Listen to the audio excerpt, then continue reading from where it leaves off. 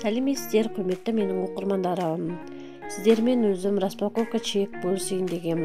Қазақи нақыштағы астау тапсырыс берген. Сол келіпті.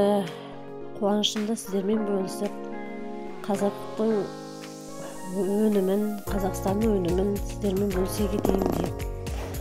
Астау Алматыда жасалынады, тапсырыс берсеңіздер. Жеткізуі де тез екен. Таза ағаштан жасалынған, өздерінің арнайы пакеті бар. Қапталынған таза ағаштан жасалынған астау. Өнімі қатты ұнады. Дастарханымыз әрқашан қазақи нақышта молынан берекелі болсын деп, жаңа жылда жаңа заттармен толсын деп астауды көрсетіп сіздермен бөлісе қояйын дегем. Ұнаса тапсырыс беріп, осылай қазақи нақыштағы шығарылған заттарды қолдап, лайк, комментария жазып, бір-бірімізді қолдап отырайық.